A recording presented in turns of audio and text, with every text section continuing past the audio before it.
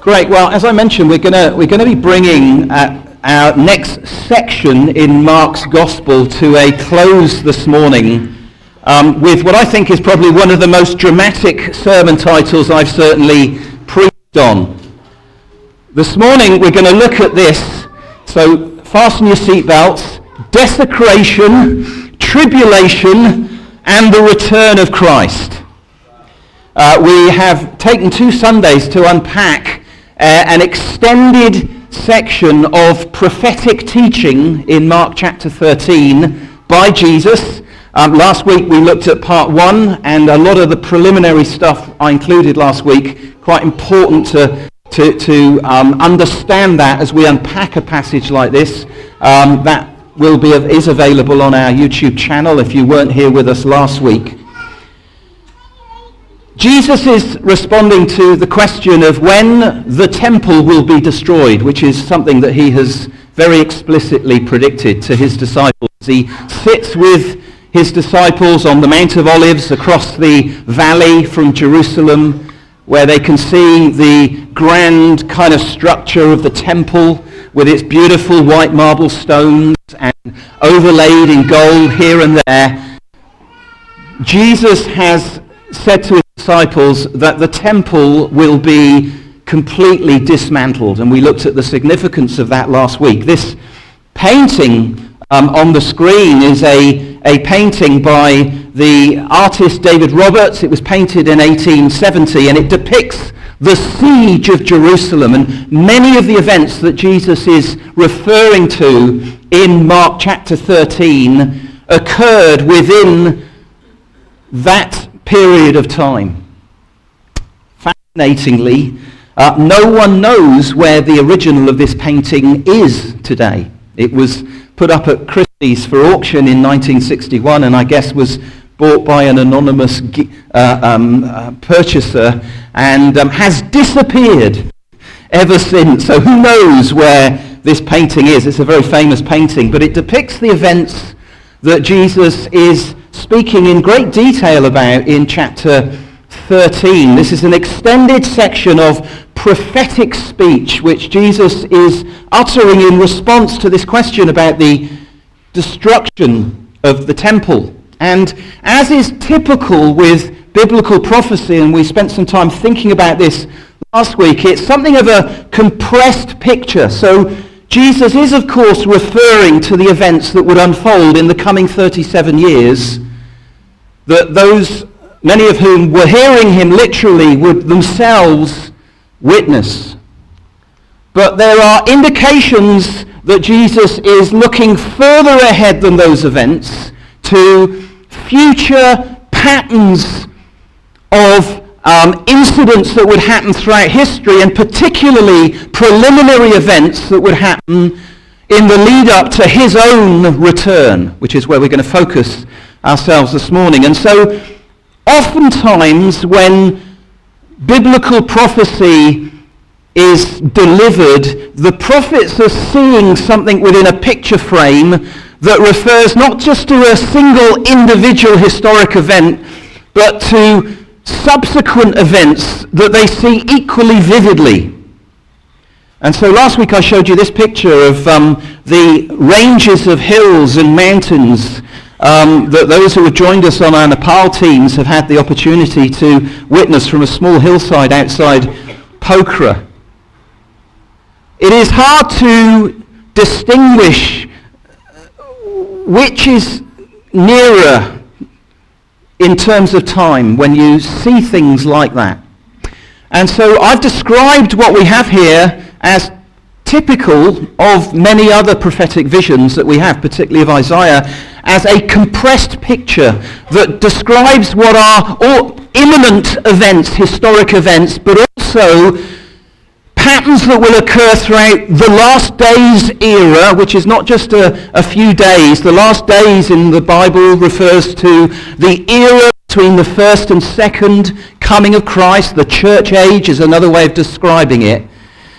And events that will be a particular feature of the time leading up to the return of Christ.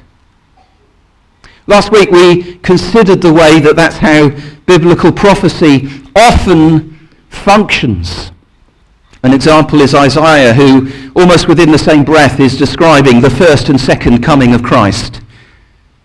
He's seeing both equally vividly. For us, with our informed perspective, through the teaching of the apostles, we're able to understand that there's something of an era in between those two events. That's not how Isaiah saw it. It was all imminent. It was all vivid. And so we have to bear that in mind when we deal with a passage like this. We also saw last week the way in which God often in history works through a repeated pattern of events that become a theme through the story of history. We mentioned last week the whole theme of Exodus and exile occurring again and again through the story of history as God brings about his redemptive purpose. We saw how specific events in history can prefigure later similar events, and also the way that they find their ultimate culmination in the person and work of Christ and the age to come that he brings about. And so last week we looked at the dismantling of the temple. We looked at verses 1 really through to 13. We looked at how Jesus predicted that and how that was not just a historic event, it was a theological event. It represented the way that the Old Covenant was now, in the words of Hebrews, obsolete. We looked at the way as well that Jesus predicted what would happen in the period leading up to the dismantling and destruction of the temple. But again, with this in mind, the way that those events and incidents would continue to be repeated throughout the last days, leading up to the return of Christ. And so we saw that there would be false messiahs and prophets, geopolitical conflict, natural man-made disasters, the church being opposed and persecuted, and the gospel advancing among all the people groups of the earth. We looked at how the way in which the purpose of this teaching is not to provide us with material so that we can go away and create timelines of historic events and speculate about current historic events, but in order that we might be forewarned and forearmed, that we might be prepared and equipped to play our part within the era that God has called us to live in. So let's pick up at verse 14. Jesus goes on to say, verse 14, "But when you see the abomination of desolation standing where he ought not to be," let the reader understand, "then let those who are in Judea flee to the mountains. Let the one who is on the housetop not go down, nor enter his house, nor take anything out. And let the one who is in the field not turn back to take his cloak. And alas for women who are pregnant and for those who are nursing infants in those days. Pray that it may not happen in winter. For in those days there will be such tribulation as has not been from the beginning of the creation that God created until now, and never will be. And if the Lord had not cut short the days, no human being would be saved. But for the sake of the elect whom he chose, he shortened the days. And then if anyone says to you, 'Look, here's the Christ,' or 'Look, there he is,' do not believe it. For false Christs and false prophets will arise and perform signs and wonders to lead astray, if possible, the elect. Be on guard. I have told you all things beforehand. But in those days, after that tribulation, the sun will be darkened and the moon will not give its light, and the stars will be falling from the heaven, and the powers in the heavens will be shaken, and then they will see the Son of Man coming in clouds with great power and glory. And then he will send out the angels and gather his elect from the four winds, from the ends of the earth to the ends of the heavens. From the fig tree learn its lesson. As soon as its branch becomes tender and puts out its leaves, you know that summer is near. So also when you see these things taking place, you know that he is near, at the very gates. Truly I say to you, this generation will not pass away until all these things have taken place. Heaven and earth will pass away, but my words will not pass away. But concerning that day or that hour, no one knows. Not even the angels in heaven or the Son, but only the Father. Be on guard. Keep awake. For you do not know when the time will come. It's like a man going on a journey when he leaves home and puts his servants in charge, each with his own work, and commands the doorkeeper to stay awake. Therefore, stay awake. For you do not know when the master of the house will come. In the evening, or at midnight, or when the rooster crows, or in the morning, come suddenly and find you asleep.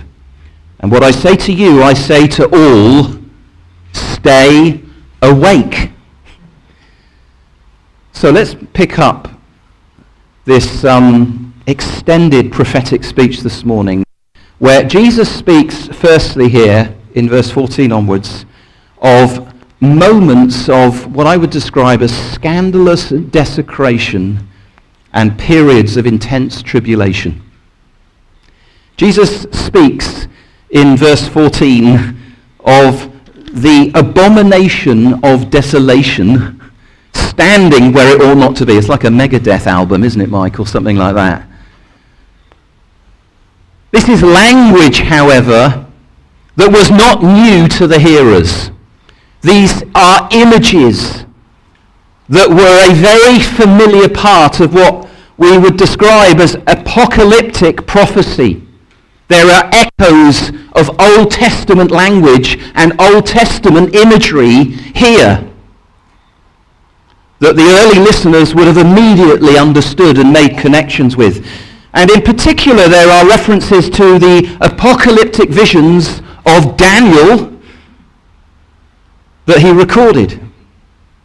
The term here, abomination, is pretty much how we understand it. It appears more than 100 times in the Old Testament, a few times in the New Testament. And in Old Testament terms, an abomination was a heinous sin. It was a great sin commonly worthy of death. It was what you might describe as an indefensible violation. Something that people would recoil morally in response to. The term here is therefore an allusion or an indirect reference to a term that Daniel used 3 times in his prophecies as he spoke of something that would happen in future history. Now Matthew in his gospel is more direct than Mark. Mark tends to make allusions to Old Testament prophecy, whereas Matthew draws deliberate lines of connection. And so in Matthew's account, Matthew says that this abomination of the desolation was spoken of by the prophet Daniel, and he describes it as standing in the holy place. Mark's a little more indirect in the way that he records what Jesus said on this occasion. So Jesus is stating here that there will be an act of desecration that they will witness, which in one sense will be a fulfillment of Daniel's prophecy. Mark describes this as standing where it ought not to be. As we've just noted, Matthew is more specific, standing in the holy place. That's a reference, of course, to the inner temple chamber, because within the temple architecture there were rooms that were holy places that could only ever be accessed by holy priests. They were populated with holy articles and holy objects. 3 times in his prophecies, Daniel refers to what he describes as the abomination of desolation. And he gives some very specific details of what will lead up to that event. We don't have time to look at these in detail, but if you want to go away and look at them, Daniel 9:27, Daniel 11:31, Daniel 12:11. And in Daniel 9, which is the most extended prophetic description, he describes how on the back of an invasion by a foreign ruler, the city and the sanctuary will be destroyed, and a figure that he describes as the anointed one who is it seems very clearly a type of the ultimate anointed one, will be cut off, the Levitical sacrifices and offerings will be banned, and something very profane will be set up in the holy place that he describes as the abomination of desecration. Now Daniel is prophesying in about 540 BC, and most scholars would agree that what Daniel describes in 540 BC in these terms happened nearly 400 years later in some very specific events embodied in the Seleucid king Antiochus IV. He ruled Palestine from 175 to 164 BC, and he treated Israel with such violence and contempt that there was an uprising and a rebellion against him. As a result, he suppressed the rebellion in very brutal ways. His forces entered the temple, he stopped the regular sacrifices, and he set up an idol or an altar for Zeus. And apparently he also offered pigs on that altar to Zeus that was set up over the altar of burnt offering. If that's not an act of desecration, I don't know what is.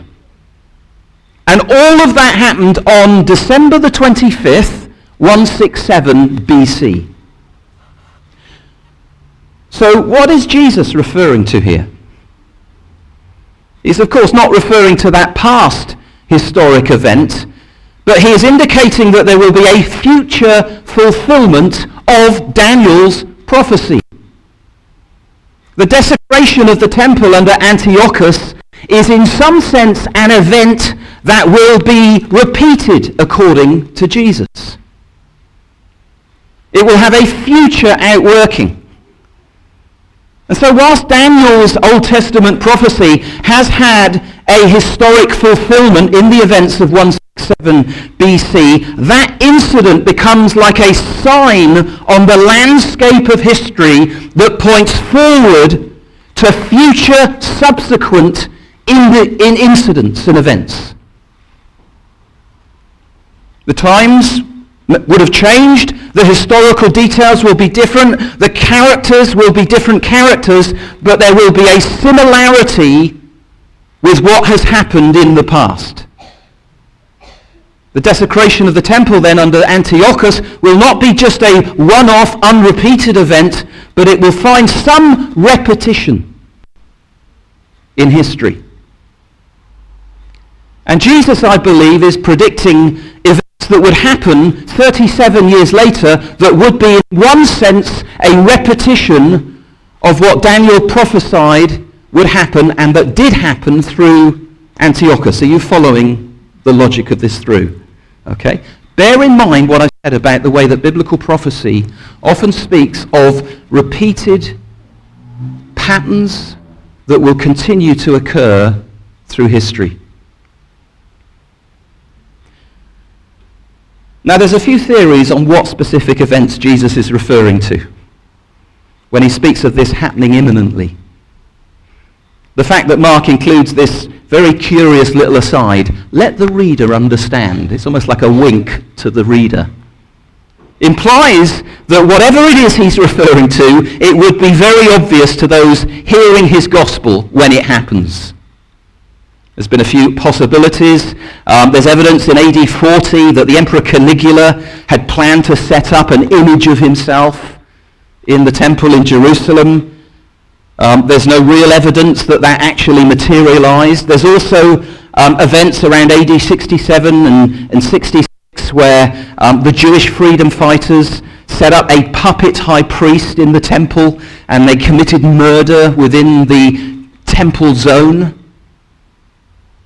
But I think the most obvious fulfillment of what Jesus is saying is, of course, related to the events that he's already predicted happening around the fall of the temple in AD 70. In AD 70, Titus, the Roman general who would later become Caesar, led Gentile Roman troops into the city and eventually into the temple chambers. The temple was set alight and burned to the ground. Those actions and that event would certainly, at the time, by the Jews, be seen as an act of total desecration. Gentile, pagan, Roman soldiers holding up their standards to Caesar, who they considered to be a son of God, trampling over the temple courts. Now we can look back in retrospect at those events and perhaps draw a clear line of connection between what Jesus is referring to here.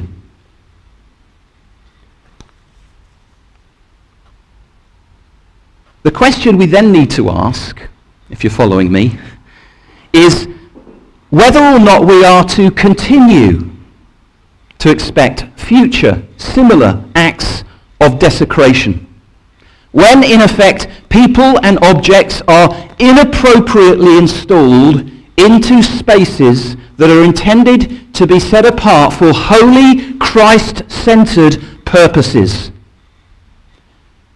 And my answer would be certainly, right up until Jesus comes again.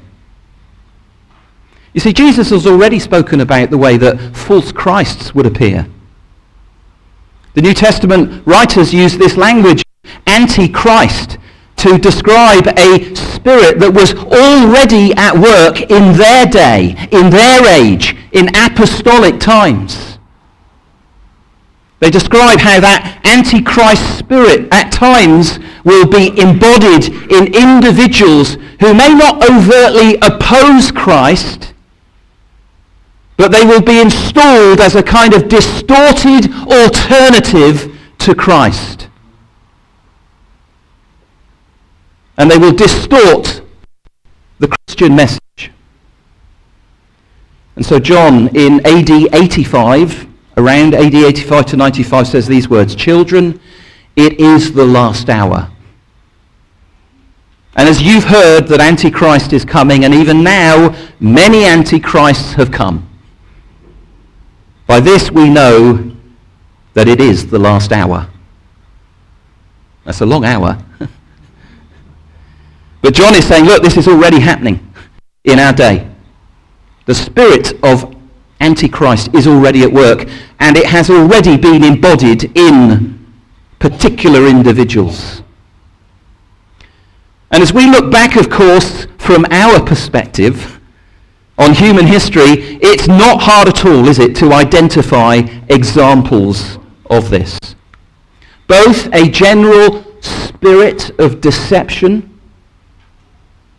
and alternative but distorted versions of the message of salvation, but also individuals who have embodied that and led many astray. Now the third question that we need to ask then is there evidence that this pattern may find a final fulfillment in a future event prior to the return of the Son of Man? And I think there's some evidence of that.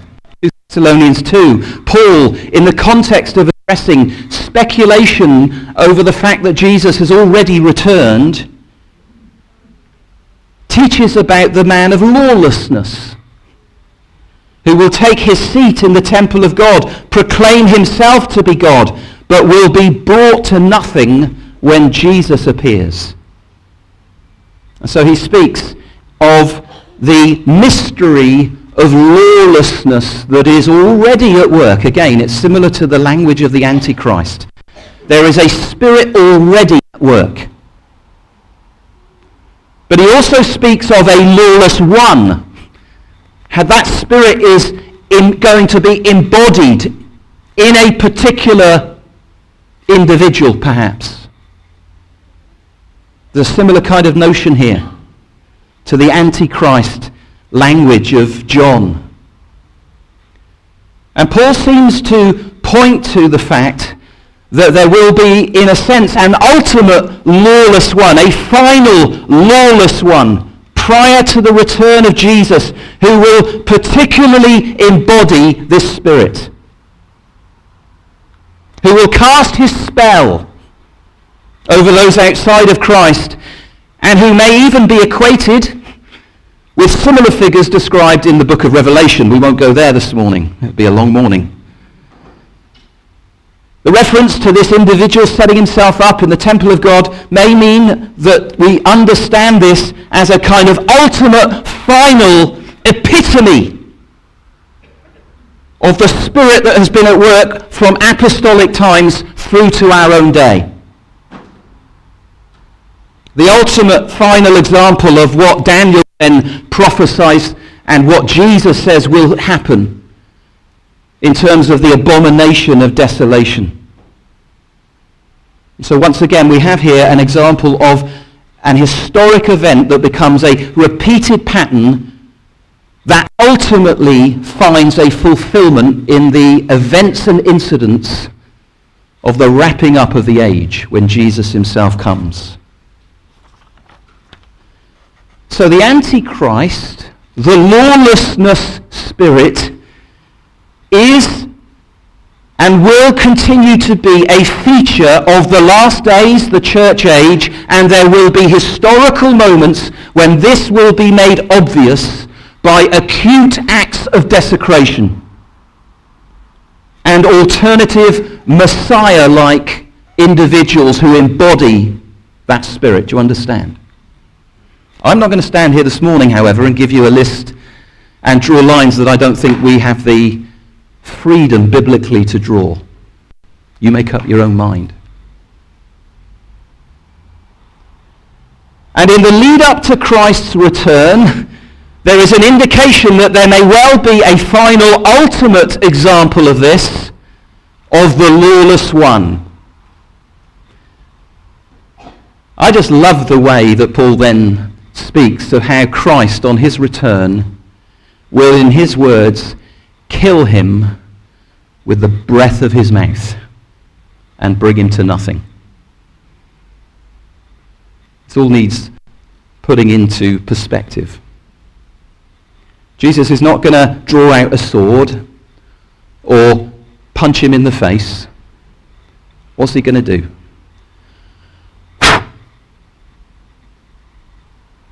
Like a house of cards, the lawless one. Along with this prediction of a desecration, we have the description of tribulation. Are you still with me?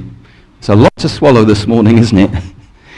Which describes along with this and around this event a season of particularly intense difficulty and suffering. And of course, again, in the lead up to AD 70 and the fall of the temple, that was certainly true. 4 years of brutal military oppression and invasion.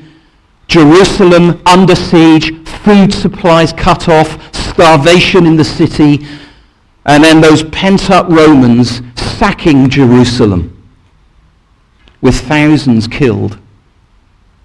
So there's clearly a lot of reference in this passage to this particular period of what we might describe as tribulation. The instructions for those in Judea to flee to the mountains, I believe, were spoken in that context.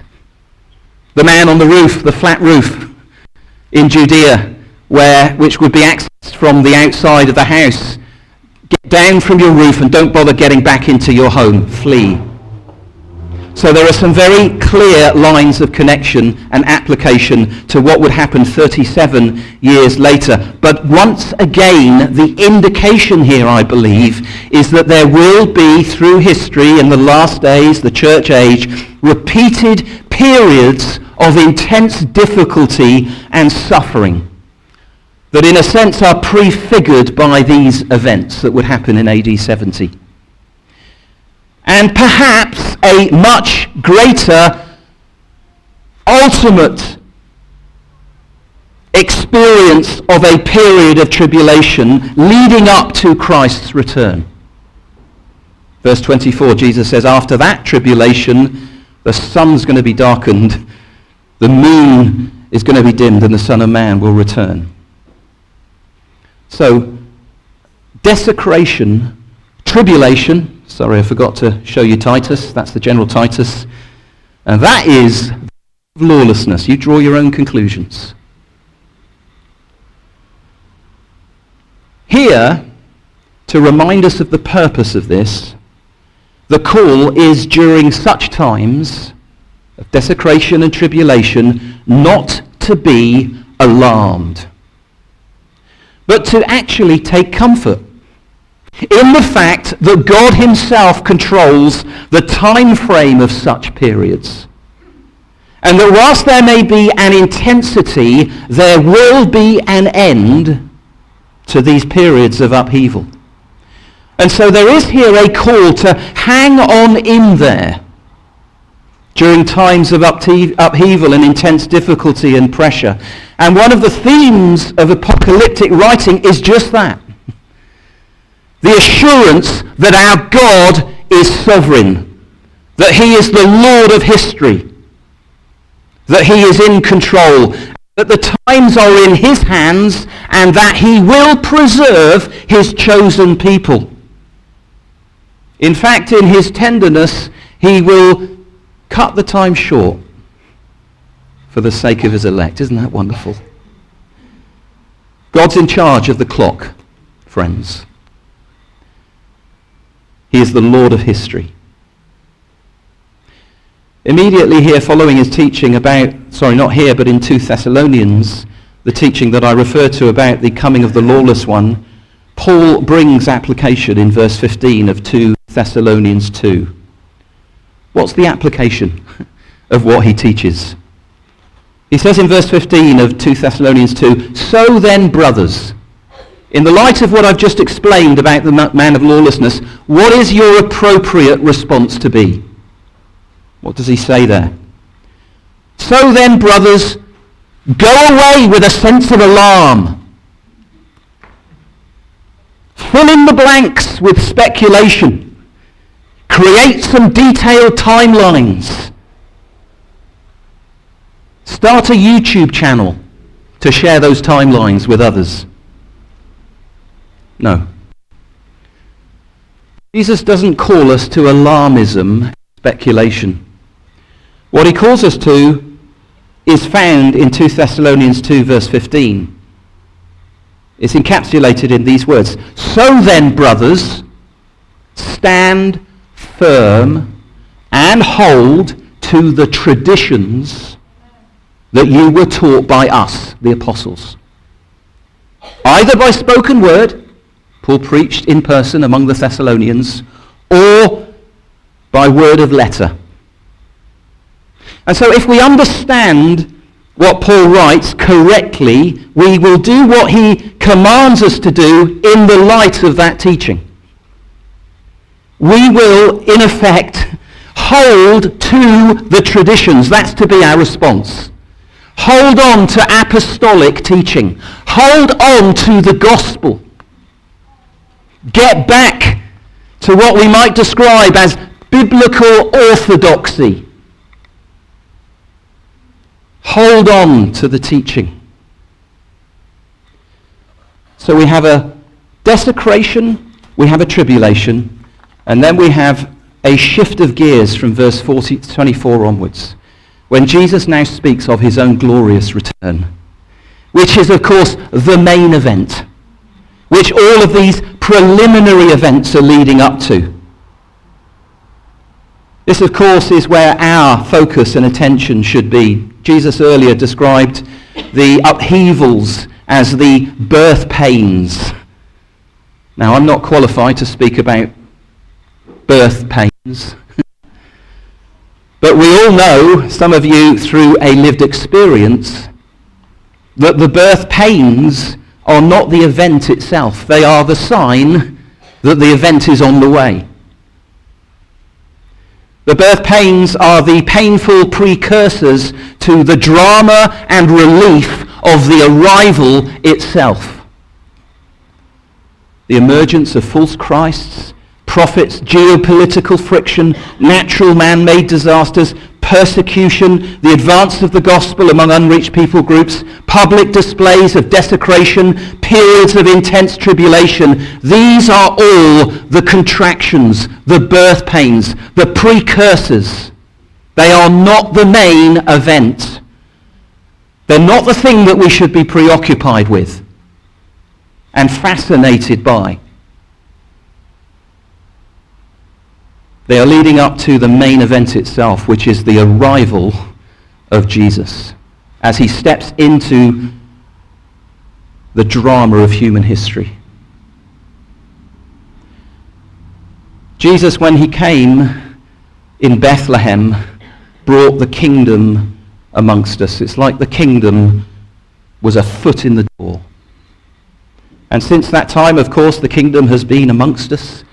And people like you and me have been receiving the kingdom. We've been entering into the kingdom. That's been happening throughout history. Whilst the old age or era that's marked by corruption, that's presided over by the God of this age, has in parallel continued to work its way out. But there is coming a day when the kingdom will fully and finally come. It won't just be a foot in the door. The door will be fully opened. And when that happens, the heavens and the earth will be wrapped up like an old worn-out pair of clothes and remade into a new heavens and a new earth. And the old age will come to an end. So let's think about this return as we give our attention to what lies ahead of us. It will be a final cosmic event. Jesus speaks of sun darkened, moon not giving its light, stars falling. This is the language of Genesis chapter 1 of creation, isn't it? Where creation is brought into existence by God out of nothing, where sun, moon and stars are made on the fourth day, placed in the cosmos in order to shine. In the words of Genesis, ruling over day and night. Here we find that when Jesus comes again, that original cosmos will be dramatically dismantled. Sun and moon no longer shining, stars falling, powers in the heaven being shaken. The cosmos in its present form that has been our home as humanity since time began will come to an end in its present form. A cosmic chapter will be closed at the return of Christ. And so his return will be a truly cosmic event.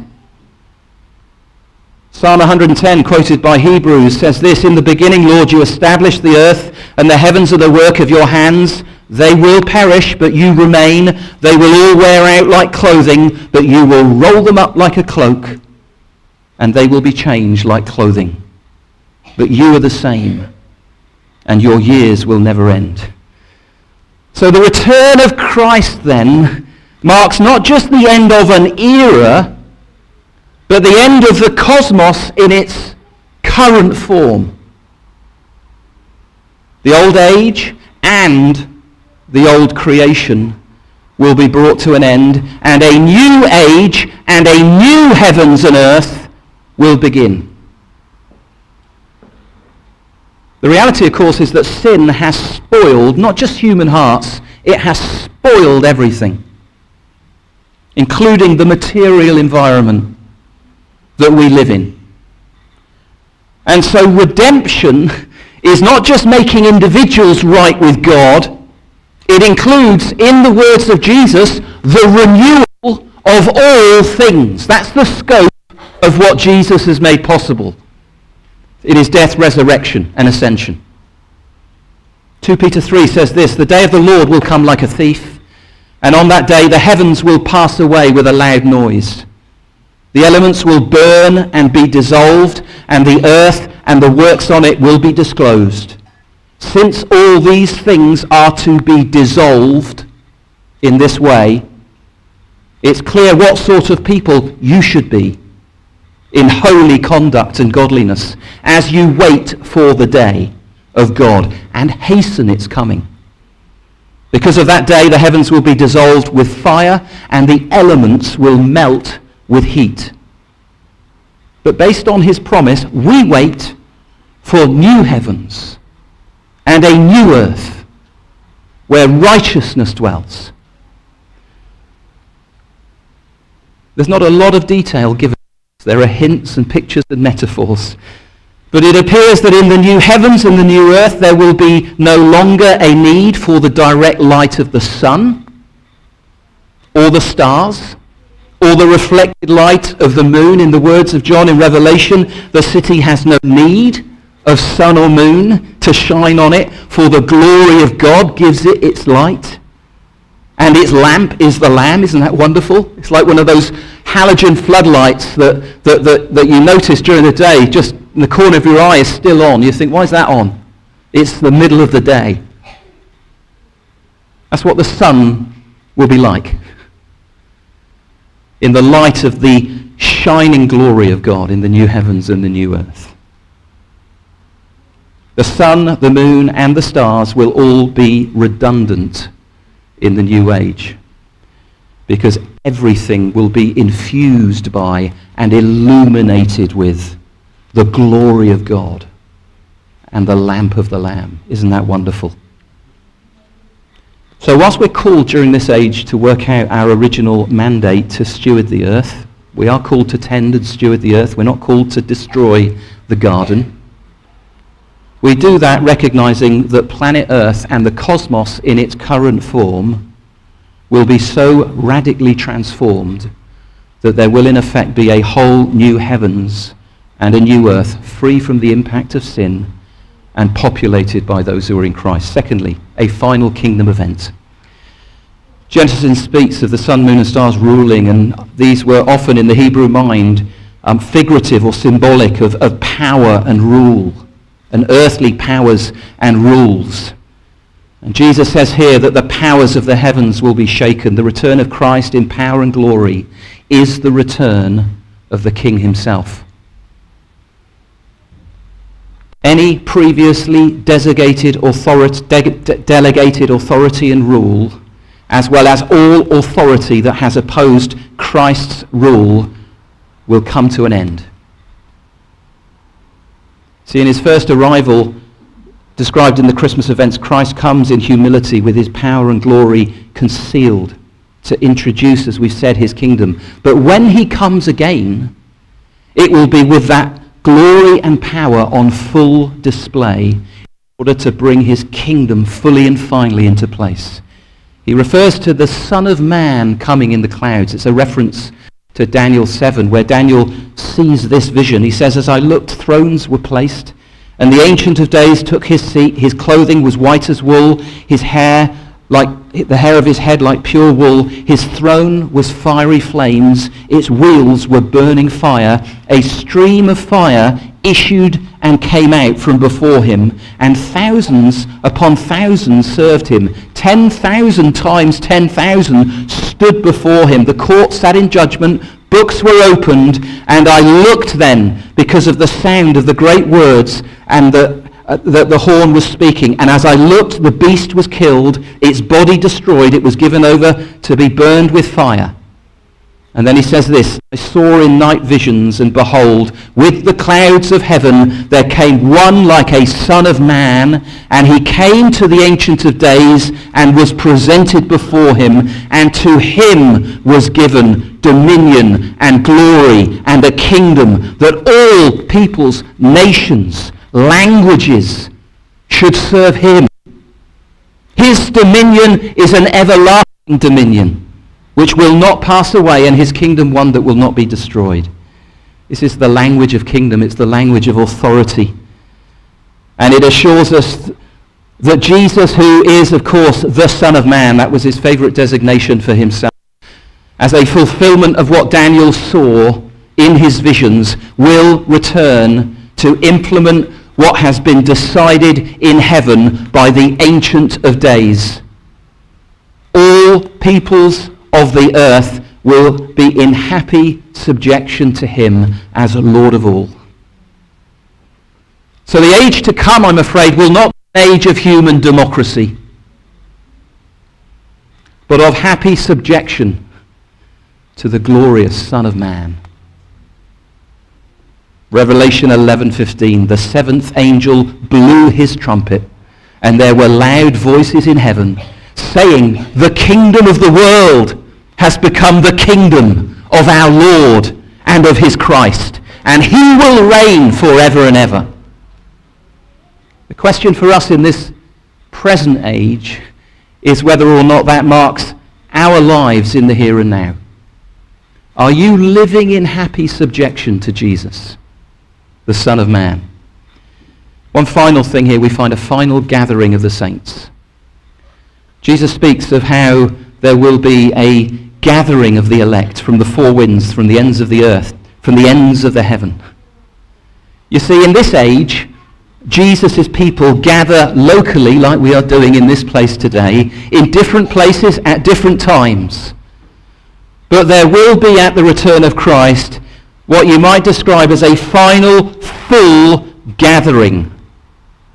Throughout the narrative of the Bible, we find one of the repeated patterns is the pattern of scattering, of exile, of regathering, of return. All of those events find their fulfillment in what will happen when Christ comes finally to establish his kingdom. Here Jesus speaks of an ultimate regathering moment, a regathering of God's people at his return. See, right now we're united with all those who are in Christ, Old Testament saints as well as New Testament believers, through the bond of the Spirit. We are all children of Abraham, who is the father of all those who believe. There's right now a sense of connection and a uniting. But on the final day, that will not only be a spiritual bond, there will be a great congregating together of all who truly believe in Jesus. Just imagine. Old Testament saints who, like Abraham as the father of those who have faith, have looked forward in faith to the promised Messiah. Scattered believers who right now are in the jungles of South America and the isolated plateaus of Central Asia, behind the closed doors of closed nations, gathering in twos and threes, and for some on their own as lone believers.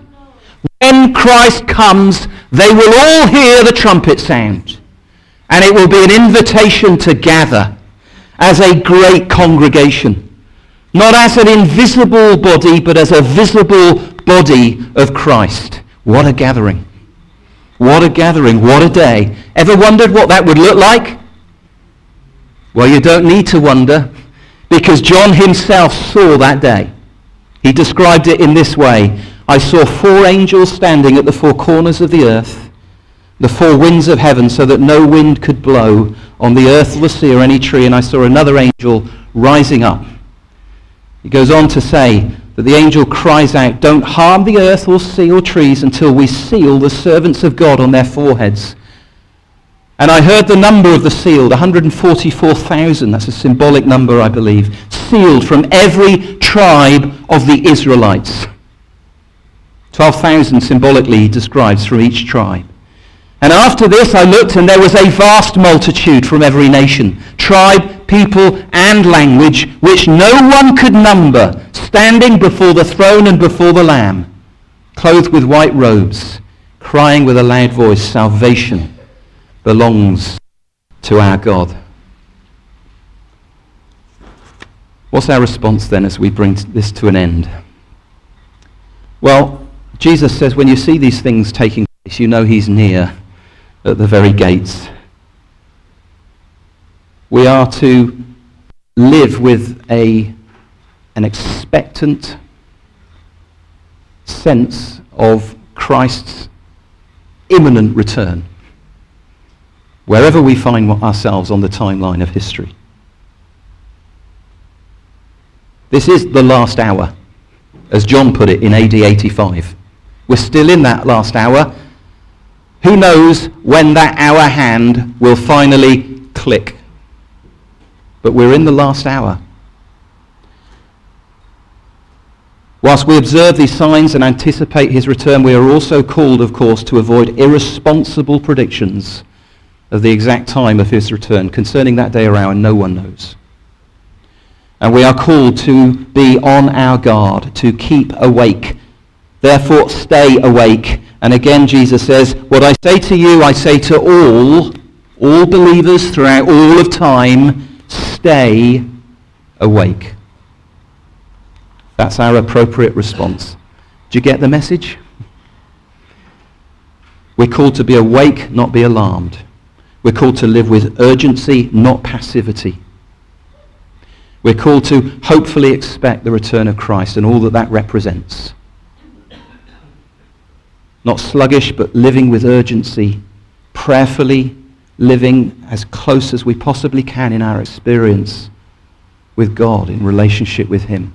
Stewarding everything that the Master's entrusted to us, using the talents that he's given us in the light of that day, our time, our talents, our treasure, playing our part in his mission, in line with the grace that he's given us as his witnesses, actively holding out the message of life to those around us, very aware that the day of the Lord is at hand. Let's pray together.